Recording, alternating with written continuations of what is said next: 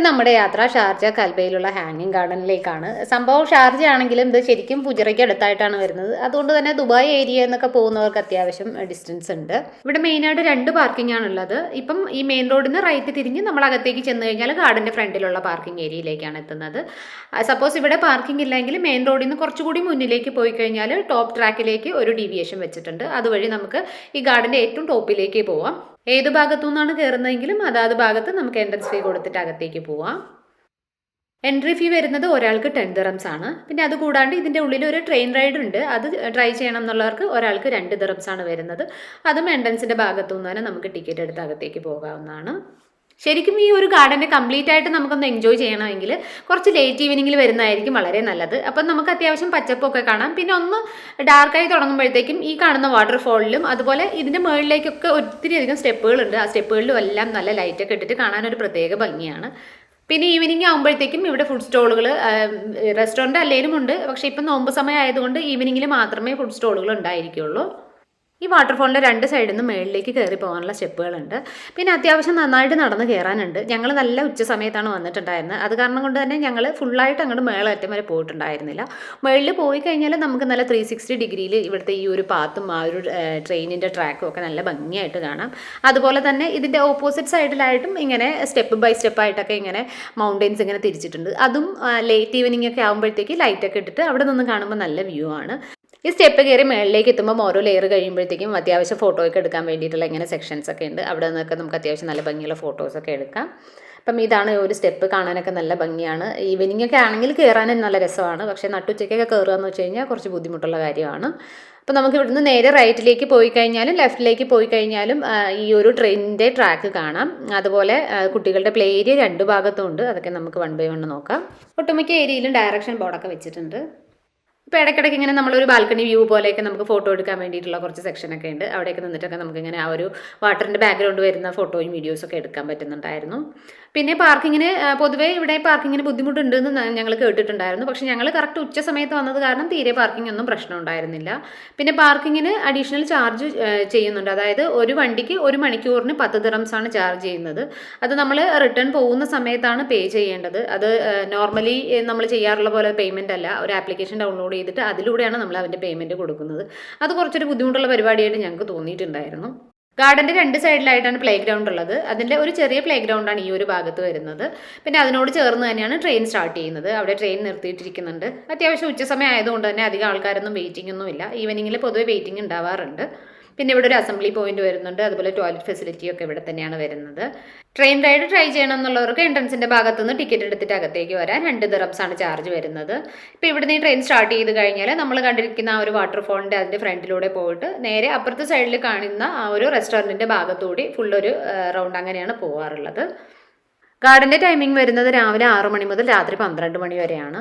ഈ ഒരു ട്രെയിൻ സ്റ്റേഷനോട് ചേർന്നിട്ട് തന്നെയാണ് ഫുഡ് സ്റ്റോളുകളുടെ ഏരിയ വരുന്നത്. ഇപ്പോൾ റമദാൻ ടൈമിംഗ് ആയതുകൊണ്ട് തന്നെ ഡേ ടൈമിലൊന്നും ഇത് ആക്റ്റീവ് അല്ല. ഈവനിങ് ആകുമ്പോഴത്തേക്കും ഇത് ഫുള്ളായിട്ടും ആക്റ്റീവ് ആവും. പിന്നെ ലൈറ്റൊക്കെ ഇട്ടിട്ട് കാണാൻ നല്ല ഭംഗിയായിരിക്കും.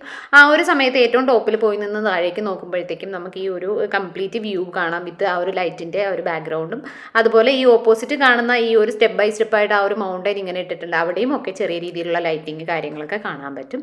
അപ്പോൾ മാക്സിമം വരുന്നവരൊക്കെ ഈവനിങ് തന്നെ വരുന്നതായിരിക്കും കുറച്ചുകൂടെ എൻജോയ് ചെയ്യാൻ പറ്റുന്നുണ്ടാവുക. ഇനി ഇവിടുന്ന് നേരെ പോയി കഴിഞ്ഞാൽ വാട്ടർഫോളിൻ്റെ മറു സൈഡിലായിട്ടാണ് റെസ്റ്റോറൻ്റൊക്കെ വരുന്നത്. അതിൻ്റെ ഭാഗത്ത് തന്നെയാണ് സ്കേറ്റിങ്ങിൻ്റെ ഏരിയ ഒക്കെ വരുന്നത്. നമുക്ക് നേരെ അങ്ങോട്ട് പോവാം. നമ്മൾ മറുഭാഗത്ത് കണ്ടതുപോലെ തന്നെ ഇവിടുന്ന് മുകളിലേക്ക് സ്റ്റെപ്പുകളുണ്ട്. സ്റ്റാർട്ടിങ്ങിൽ കുറച്ച് ഭാഗത്ത് മാത്രമേ ഈ സ്ട്രൈറ്റ് ആയിട്ട് സ്റ്റെപ്പുകളുള്ളൂ. അത് കഴിഞ്ഞാൽ കംപ്ലീറ്റ് ആയിട്ടും ഇങ്ങനെ സിഗ്സാക്ക് ആയിട്ടാണ് സ്റ്റെപ്പുകൾ പോകുന്നത്. അതനുസരിച്ച് നല്ല ദൂരം കയറാനും ഉണ്ട്. പിന്നെ കയറുന്നവരൊക്കെ ഈവനിങ് ആയാലും വെള്ളം കയ്യിൽ വെച്ചിട്ട് കയറുന്നത് തന്നെയാണ് നല്ലത്. ഞങ്ങൾ വളരെ കുറച്ച് തന്നെ കയറിയിട്ടുണ്ടായിരുന്നുള്ളൂ. കയറുന്ന വഴിക്കൊക്കെ നമുക്ക് ഈ ഗാർഡൻ ഇങ്ങനെ കണ്ട് ഏറ്റവും മുകളിലേക്ക് പോവാം. ഇതാണ് 2ാമത്തെ പ്ലേ ഏരിയ. ഇത് അത്യാവശ്യം നല്ല വലിപ്പത്തിലുള്ള ഒരു ഷെയ്ഡഡ് ആയിട്ടുള്ള ഏരിയ ആണ് വരുന്നത്. ഉച്ച സമയം ആയതുകൊണ്ട് തന്നെ ഇവിടെയൊക്കെ അത്യാവശ്യം നല്ല തിരക്ക് കുറവാണ്. ഇവിടുന്ന് കുറച്ചുകൂടി മുന്നോട്ട് പോകുമ്പോഴത്തേക്കാണ് പ്രെയർ ഏരിയ റൈറ്റ് സൈഡിലായിട്ട് വരുന്നുണ്ട്. ലെഫ്റ്റ് സൈഡിലായിട്ട് ഈ ഒരു റൗണ്ട് ഷേപ്പിൽ കാണുന്നത് റെസ്റ്റോറൻ്റ് ആണ്. ഇതൊരു ലെബനീസ് റെസ്റ്റോറൻ്റ് ആണ്. ഇതിൻ്റെ പ്രത്യേകത എന്താണെന്ന് വെച്ച് കഴിഞ്ഞാൽ ഇങ്ങനെ ഈ ഒരു റൗണ്ട് ഷേപ്പിലാണ്. അതിൻ്റെ എല്ലാ ഭാഗത്തും വിൻഡോസ് ആയിട്ടാണ് വരുന്നത്. അപ്പം ഉള്ളിലിരുന്ന് ഫുഡ് കഴിക്കുകയാണെങ്കിലും നമുക്ക് പുറത്തേക്കുള്ള ആ ഒരു വ്യൂ ഒക്കെ ആസ്വദിച്ചിട്ട് ഇരിക്കാൻ പറ്റുന്ന ആ ഒരു സ്റ്റൈലിൽ ചെയ്തിരിക്കുന്ന ഒരു ബിൽഡിംഗ് ആണ്. അതിൻ്റെ ചുറ്റുമായിട്ടും അത്യാവശ്യം ഈ ഒരു ഗാർഡനും ഡെക്കറേഷനും ഒക്കെ ഉണ്ട്. അപ്പോൾ നമുക്ക് ഇവിടുന്ന് കുറച്ചുകൂടി അപ്പുറത്തേക്ക് നീങ്ങുമ്പോഴാണ് ഒരു സ്കേറ്റിങ്ങിൻ്റെ ഏരിയ വരുന്നത്. ഇത് കൂടാണ്ട് ഹാങ്ങിങ് ഗാർഡൻ്റെ ടോപ്പ് ട്രാക്കിൽ വേറൊരു റെസ്റ്റോറൻറ്റ് കൂടിയുണ്ട്. പക്ഷേ നമ്മൾ ഈ ഒരു ഫ്രണ്ട് എൻട്രൻസിൽ നിന്ന് കയറുന്നവർക്ക് ഇതിൻ്റെ ഉള്ളിലൂടെ പോയിട്ട് നമുക്ക് അവിടേക്ക് ആക്സസ് ചെയ്യാൻ പറ്റില്ല. അത് ടോപ്പ് ട്രാക്കിൽ പാർക്ക് ചെയ്തിട്ട് അതുവഴിയുള്ള എൻട്രൻസ് വഴി കയറുന്നവർക്കായിരിക്കും അവിടേക്ക് കയറാൻ പറ്റുന്നുണ്ടാവുക. ഇതാണ് സ്കേറ്റിങ്ങിൻ്റെ ഏരിയ വരുന്നത്. ഇതിപ്പോൾ നമ്മൾ ആ റെസ്റ്റോറൻറ്റിൻ്റെ ഫ്രണ്ടിൽ നിന്ന് എടുത്തിരിക്കുന്ന ആ ഒരു വ്യൂ ആണ്. ഇതിൻ്റെ ഉള്ളിലിരിക്കുമ്പോഴത്തേക്കും ഏകദേശം ഇതായിരിക്കും ആ ഒരു വ്യൂ വരുന്നുണ്ടാവുക. ഇപ്പോൾ ട്രെയിനൊക്കെ പോകുന്ന സമയമാണെങ്കിൽ അതുമൊക്കെ നമുക്ക് ഇതിൻ്റെ ഉള്ളിലിരുന്ന് കാണാം. ഇപ്പോൾ ഈ കാണുന്ന ഈ ഒരു റെഡ് പാത്ത് ഇങ്ങനെ കംപ്ലീറ്റ് ആയിട്ടും ഈ ഒരു സ്കേറ്റിംഗ് ഏരിയയൊക്കെ ചുറ്റി മെയിൻ എൻട്രൻസ് വഴി ചുറ്റിയിട്ടാണ് തിരിച്ച് ആ ഒരു സ്റ്റാർട്ടിംഗ് പോയിന്റിലേക്ക് പോകുന്നത്. ഇപ്പോൾ ഉച്ച സമയം ആയതുകൊണ്ട് തന്നെ ഇപ്പം സ്കേറ്റിങ്ങിൻ്റെ അവിടെയൊക്കെ എം ടി ആണ്. പിന്നെ പല ഭാഗത്തായിട്ടും ഇപ്പം പ്ലേ ഏരിയ ആണെങ്കിലും സ്കേറ്റിങ്ങിൻ്റെ ഏരിയ ആണെങ്കിലും ആ ഒരു ഗാർഡൻ ഏരിയ ആണെങ്കിലും ഒക്കെ എല്ലായിടത്തും ചെയറുകൾ ഇങ്ങനെ സെറ്റ് ചെയ്തിട്ടുണ്ട്. ഇപ്പം അത്യാവശ്യം നടന്ന് ടയേർഡ് ആവുകയാണെങ്കിലും അല്ലെങ്കിൽ കുട്ടികൾ കളിക്കുന്ന കണ്ടിരിക്കാനാണെങ്കിലും ഒക്കെ ചെയറുകൾ ഇങ്ങനെ സെറ്റ് ചെയ്തിട്ടുണ്ട്. ഹാങ്ങിങ് ഗാർഡൻ്റെ ഉള്ളിലേക്ക് നമുക്ക് പുറത്തുനിന്നുള്ള ഭക്ഷണം വേണമെങ്കിലും കൊണ്ടുവരാവുന്നതാണ്. പിന്നെ അനിമൽസ് ഒന്നും അലൗഡ് അല്ല, ബാർബിക്യൂ ഒന്നും അലൗഡ് അല്ല. പിന്നെ ഇതിൻ്റെ ഓപ്പോസിറ്റ് സൈഡിലായിട്ട് തന്നെ അൽ ഹഫിയ ലേക്ക് വരുന്നുണ്ട്. അവിടെ പാർക്കിങ്ങും എൻട്രൻസും ഒക്കെ ഫ്രീ ആണ്. പിന്നെ അവിടെ ബോട്ടിംഗ് ഉണ്ട്, അത് മാത്രമാണ് ചാർജബിൾ ആയിട്ടുള്ളത്. അത് നമുക്ക് ഓപ്ഷണൽ ചൂസ് ചെയ്യുന്നുണ്ടെങ്കിൽ മാത്രം പേ ചെയ്താൽ മതിയാവും. അപ്പം അതും കൂടി ഒരു ഹാങ് ഔട്ടായിട്ട് വേണമെങ്കിൽ ഈ ഒരു ട്രിപ്പിനോടൊപ്പം കൂടി പ്ലാൻ ചെയ്ത് വരാവുന്നതാണ്.